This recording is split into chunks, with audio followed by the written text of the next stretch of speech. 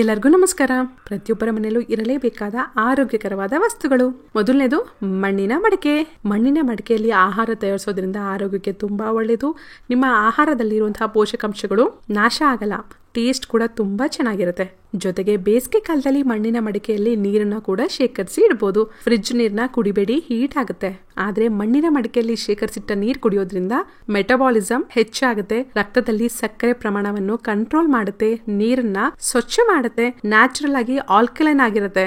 ಅದರಿಂದ ಮಣ್ಣಿನ ಮಡಿಕೆಗಳನ್ನ ಮನೆಗೆ ತಗೊಬನ್ನಿ, ಅದರಲ್ಲಿ ಅಡಿಗೆ ಮಾಡಿ, ಜೊತೆಗೆ ನೀರನ್ನು ಶೇಖರಿಸಿಟ್ಟು ಕುಡಿಯಿರಿ. ದೇಹಕ್ಕೆ ತಂಪಾಗುತ್ತೆ, ನಮ್ಮ ಆರೋಗ್ಯಕ್ಕೂ ಒಳ್ಳೆಯದು. ಎರಡನೇ ಆರೋಗ್ಯಕರವಾದ ವಸ್ತು ಕೊರಾಯಿ ಹುಲ್ಲಿನ ಚಾಪೆ. ಇದನ್ನ ಕನ್ನಡದಲ್ಲಿ ಎಕ್ಸಾಕ್ಟ್ ಆಗಿ ಏನಂತಾರೆ ಅಂತ ನನಗೆ ಗೊತ್ತಾಗ್ಲಿಲ್ಲ.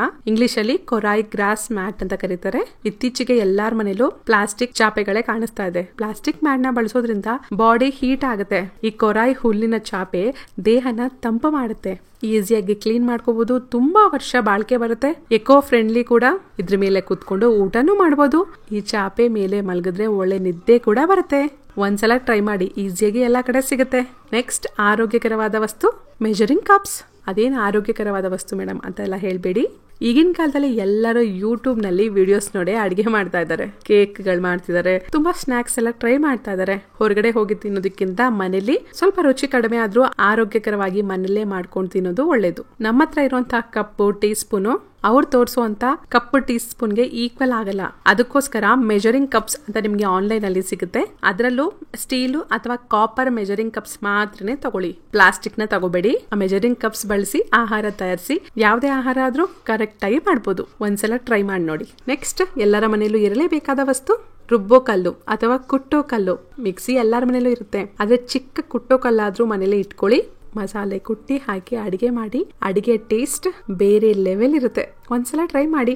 ನೆಕ್ಸ್ಟ್ ಎಲ್ಲರ ಮನೇಲೂ ಇರಲೇಬೇಕಾದ ವಸ್ತು ಸ್ಟೀಮರ್. ಈಗಿರೋ ಪರಿಸ್ಥಿತಿಯಲ್ಲಿ ಶೀತ, ಕೆಮ್ಮು, ಕಫ ಬರ್ತಾನೆ ಇದೆ. ಈ ಎಲ್ಲಾ ತೊಂದರೆಗೂ ಸ್ಟೀಮ್ ತಗೊಳ್ಳೋದ್ರಿಂದ ಆದಷ್ಟು ಬೇಗ ಕಡಿಮೆ ಆಗುತ್ತೆ. ನೀವು ಸ್ಟೀಮರ್ಗೆ ನೀರಿನ ಜೊತೆ ಸ್ವಲ್ಪ ಪುದೀನ ಅಥವಾ ತುಳಸಿ ಅಥವಾ ಓಂ ಕಾಳು ಹೀಗೆ ಯಾವ್ದನ್ನಾದ್ರೂ ಹಾಕಿ ಸ್ಟೀಮ್ ತಗೊಳ್ಳೋದ್ರಿಂದ ನಿಮ್ಮ ಕೆಮ್ಮು, ಶೀತ, ಕಫ ಆದಷ್ಟು ಬೇಗ ಕಡಿಮೆ ಆಗುತ್ತೆ.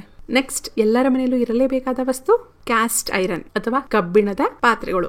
ನಿಮ್ಗೆ ಯಾವತ್ತೂ ಕಬ್ಬಿಣ ಅಂಶದ ಕೊರತೆ ಬರಬಾರ್ದು ಅಂದ್ರೆ ಕ್ಯಾಸ್ಟ್ ಐರನ್ ಅಥವಾ ಕಬ್ಬಿಣದ ಪಾತ್ರೆಗಳನ್ನ ಬಳಸಿ. ಕಬ್ಬಿಣದ ಪಾತ್ರೆಯಲ್ಲಿ ಅಡಿಗೆ ಮಾಡಕ್ ಆಗ್ತಾ ಇಲ್ಲ ಅಂದ್ರೆ ಅಟ್ಲೀಸ್ಟ್ ದೋಸೆ ತವ, ರೊಟ್ಟಿ ತವ, ಬಾಣ್ಲಿ, ಪ್ಯಾನ್ ಹೀಗೆ ಒಂದ್ 4-5 ಐಟಮ್ನಾದ್ರೂ ಕ್ಯಾಸ್ಟ್ ಐರನ್ ವೆಸಲ್ಸ್ ನ ಬಳಸಿ. ಅದರಿಂದ ನಿಮ್ಗೆ ಐರನ್ ಡಿಫಿಷಿಯನ್ಸಿ ಯಾವತ್ತೂ ಬರಲ್ಲ. ನೆಕ್ಸ್ಟ್ ಎಲ್ಲರ ಮನೆಯಲ್ಲೂ ಇರಲೇಬೇಕಾದ ವಸ್ತು ತಾಮ್ರದ ಜಗ್ ಅಥವಾ ತಾಮ್ರದ ಬಾಟಲ್. ಕೊನೆಗೆ ತಾಮ್ರದ ಚೆಂಬಾದ್ರೂ ಸರಿ. ರಾತ್ರಿ ನೀರನ್ನ ತಾಮ್ರದ ಪಾತ್ರೆಯಲ್ಲಿ ಶೇಖರಿಸಿ ಬೆಳಗ್ಗೆ ಖಾಲಿ ಹೊಟ್ಟೆಯಲ್ಲಿ ಕುಡಿಯೋದ್ರಿಂದ ನಿಮ್ಮ ಚರ್ಮ ಹೊಳೆಯುತ್ತೆ, ಅನಿಮಿಯಾ ಕಂಟ್ರೋಲ್ಗೆ ಬರುತ್ತೆ, ಬೇಗ ಸಣ್ಣ ಆಗ್ಬೋದು, ಜಾಯಿಂಟ್ ಪೇನ್ಸ್ ಕಡಿಮೆ ಆಗುತ್ತೆ, ಥೈರಾಯ್ಡ್ ಪ್ರಾಬ್ಲಮ್ ಕಡಿಮೆ ಆಗುತ್ತೆ. ತುಂಬಾ ಪ್ರಯೋಜನ ಇದೆ. ನೆಕ್ಸ್ಟ್ ಎಲ್ಲರ ಮನೆಯಲ್ಲೂ ಇರಲೇಬೇಕಾದ ವಸ್ತು ಆಯಿಲ್ ಡಿಫ್ಯೂಸರ್.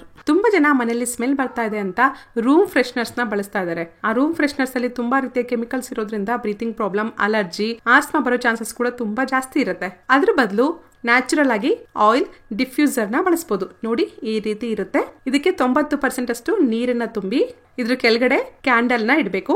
ಕ್ಯಾಂಡಲ್ ಇಲ್ದಲೇ ಇರುವಂತದ್ದು ಡೈರೆಕ್ಟ್ ಆಗಿ ಸ್ವಿಚ್ ಬೋರ್ಡ್ ಗೆ ಹಾಕುವಂತ ಮಿಷನ್ಸ್ ಕೂಡ ಇವಾಗ ಬರ್ತಾ ಇದೆ. ನಾನು ಕ್ಯಾಂಡಲ್ ಇರುವಂತದ್ದು ತಗೊಂಡಿದ್ದೆ. ಕೆಳಗಡೆ ಕ್ಯಾಂಡಲ್ ಇಟ್ಟು ದೀಪ ಹಚ್ಚಿ ಆ ನೀರಿಗೆ 4-5 ಡ್ರಾಪ್ಸ್ ಅಷ್ಟು ಫ್ರಾಗ್ರೆನ್ಸಸ್ ನ ಹಾಕ್ಬೇಕು. ಲ್ಯಾವೆಂಡರ್ ಇರ್ಬೋದು, ಸ್ಯಾಂಡಲ್ ವುಡ್, ಜಾಸ್ಮಿನ್, ರೋಸ್, ಈ ತರ ತುಂಬಾ ರೀತಿಯ ಫ್ರಾಗ್ರೆನ್ಸ್ ಆನ್ಲೈನ್ ನಲ್ಲಿ ಈಸಿಯಾಗಿ ಸಿಗುತ್ತೆ. ನಿಮ್ಗೆ ಇಷ್ಟ ಆಗೋದನ್ನ ತಗೊಳ್ಳಿ. ಈ ನ್ಯಾಚುರಲ್ ಫ್ರಾಗ್ರೆನ್ಸ್ ಇಂದ ವರ್ಕ್ ಟೆನ್ಷನ್ಸ್, ಬೇರೆ ಸ್ಟ್ರೆಸ್ ಏನಾರ ಇದ್ರೆ ಅದನ್ನ ಕಡಿಮೆ ಮಾಡುತ್ತೆ.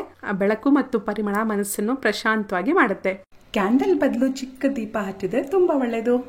ಕೊನೆಯದಾಗಿ ಎಲ್ಲರ ಮನೆಯಲ್ಲೂ ಇರಲೇಬೇಕಾದ ವಸ್ತು ಸ್ಟೀಲ್ ಫ್ಲಾಸ್ಕ್. ಈಗಿನ ಕಾಲದಲ್ಲಿ ಕಾಮನ್ ಆಗಿ ಶೀತ, ಕೆಮ್ಮು, ಕಫ ಆಗ್ತಾನೆ ಇರುತ್ತೆ. ಉಗುರು ಬೆಚ್ಚಗಿರೋ ನೀರನ್ನ ಕುಡಿಯೋದ್ರಿಂದ, ಕಷಾಯಗಳನ್ನ ಕುಡಿಯೋದ್ರಿಂದ ಆದಷ್ಟು ಬೇಗ ಸರಿ ಹೋಗುತ್ತೆ. ಪ್ರತಿ ಸಲ ಬಿಸಿನೀರು ಕಾಯಿಸ್ಕೊಂಡು ಕುಡಿಯೋದು ತುಂಬಾ ಕಷ್ಟ ಅನ್ಸುತ್ತೆ. ಅದ್ರ ಬದಲು ಒಂದ್ಸಲ ನೀರನ್ನ ಬಿಸಿ ಮಾಡಿಕೊಂಡು ಸ್ಟೀಲ್ ಫ್ಲಾಸ್ಕ್ ಅಲ್ಲಿ ಹಾಕೊಳ್ಳಿ. ಅದು 24 ಗಂಟೆ ಹಾಗೆ ಬಿಸಿಯಾಗಿರುತ್ತೆ. ಉಗುರು ಬೆಚ್ಚಗಿರೋ ನೀರನ್ನ ಕುಡಿಯೋದು ನಮ್ಮ ಆರೋಗ್ಯಕ್ಕೆ ತುಂಬಾ ಒಳ್ಳೇದು. ಶೀತ, ಕೆಮ್ಮು, ಕಫ ಆಗ್ದಲೇ ಇರೋ ತರ ತಡೆಯುತ್ತೆ. ಈ 9 ವಸ್ತುಗಳು ಪ್ರತಿಯೊಬ್ಬರ ಮನೆಯಲ್ಲೂ ಇದ್ರೆ ಒಳ್ಳೆಯದು.